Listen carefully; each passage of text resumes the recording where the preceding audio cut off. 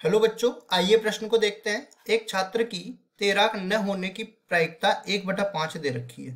तब 5 छात्रों के चयन में से 4 छात्रों के तैराक होने की प्रायिकता क्या होगी। और यहाँ पे 4 विकल्प दे रखे हैं। चारों विकल्पों में जो सही विकल्प होने वाला है उसका चयन करना है।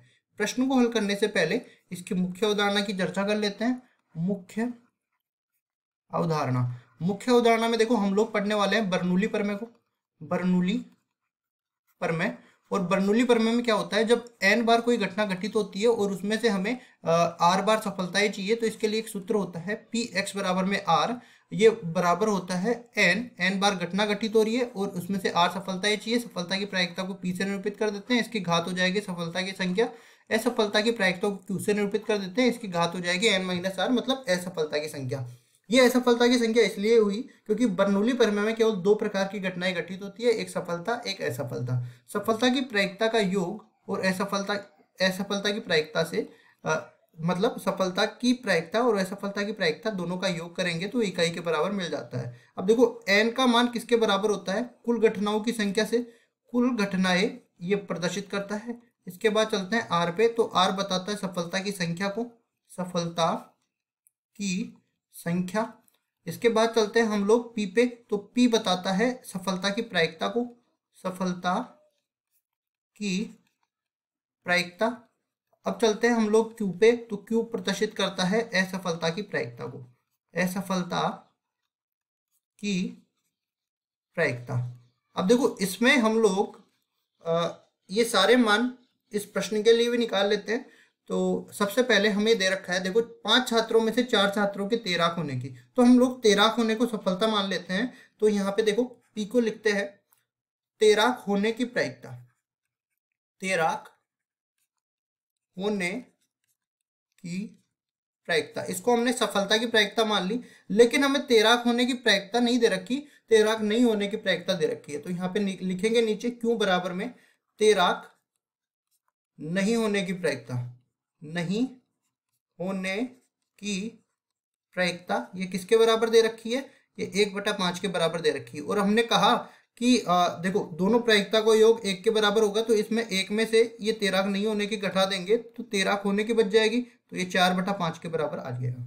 अब 5 छात्रों का चयन किया जा रहा है, मतलब 5 बार हमें देखना पड़ेगा कि कौन सा छात्र तैराक है कि नहीं है। तो 5 बार घटना घटित होगी और उसमें से 4 बार हमें सफलता मिलेगी, r बराबर में 4। इसके लिए हमें देखो प्रायिकता निकालनी है, तो प्रायिकता के सूत्र का उपयोग करते हुए हम लोग इसकी प्रायिकता निकालेंगे। Px बराबर में 4 अपने पास आ जाएगी। कुल घटनाएं 5 है, उसमें से 4 हमें सफलता चाहिए। सफलता की प्रायिकता 4/5 है, इसकी घात हो जाएगी 4 के बराबर। और असफलता की प्रायिकता 1/5 है, इसकी घात हो जाएगी 1 के बराबर। अब देखो NCR का हमें सूत्र पता होना चाहिए। इसमें क्या होता है, n वस्तुओं में से r वस्तुओं के चयन के तरीके। तो यहाँ पे आ जाएगा फैक्टोरियल n बटा में फैक्टोरियल r गुणा में फैक्टोरियल n माइनस में r। अब इसका मान निकालने के लिए हमें फैक्टोरियल n या क्रम गुणित n क्या होता है, n या n से छोटे सारे के सारे जो धनात्मक पूर्णांक है उन सबका गुणनफल अपने पास आ जाएगा। और इसको आगे सरल करने से पहले हम लोग देखो ये भी बता देते हैं, यहाँ पे विकल्पों में 5C4 मतलब इस तरह से कुछ विकल्प दे रखे हैं।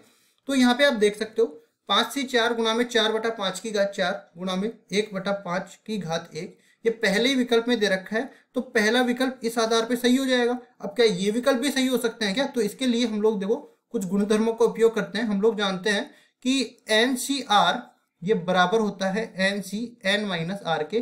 तो अगर मैं यहाँ से लिखूं 5C4 तो ये बराबर हो जाएगा 5C 5 - 4 मतलब 1 के बराबर हो जाएगा। और इसको क्या लिख सकते हैं, देखो Px बराबर में 4 ये बराबर हो जाएगा 5C1 गुणा में 4/5 की घात 4 और गुणा में 1/5 इसकी घात 1। इसको आगे सरल करते हैं, क्योंकि हम लोग इस सूत्र में मान रख के 5C1 का मान निकालते हैं तो ये 5 के बराबर हो जाता है। और देखो 1/5 यहाँ से आ गया और कुल मिला के 4/5 इस पूरे की घात 4 ये रह गई। ये बराबर हो गया Px बराबर 4 के। तो इसको आगे हम लोग हल करना चाहे तो ये अपने पास 5 से तो 5 कट जाएगा। Px बराबर में 4 किसके बराबर आ जाएगा, 4/5 इस पूरे की घात 4 के बराबर ये आ जाएगा। मतलब देखो हमारा उत्तर देखो ये भी हो सकता है, हमारा उत्तर ये भी हो सकता है और हमारा उत्तर सॉरी ये नीचे वाला भी हो सकता है। तो इन तीनों में से देखो विकल्पों में और कुछ भी दे रखा है क्या, यहाँ 4/5 की घात 4 दे रखी है, लेकिन 1/5 दे दी, तो ये गलत हो जाएगा। 5C1 में देखो 1/5 और गुणा में 4/5 की घात 4 ये दे दिया, मतलब ये भी तो अपना उत्तर हो सकता है। यहाँ पे 5C4 की जगह 5C1 हमने लिख दिया, तो यहाँ पे 4/5 की घात तो 4 है ही, गुणा में 1/5 है, मतलब सी विकल्प भी अपना उत्तर हो सकता है। तो विकल्प कौन सा हो जाएगा? विकल्प नंबर ए और विकल्प नंबर सी अपने सही उत्तर हो जाएंगे। आशा करता हूँ ये सवाल आपको समझ में आया होगा। धन्यवाद।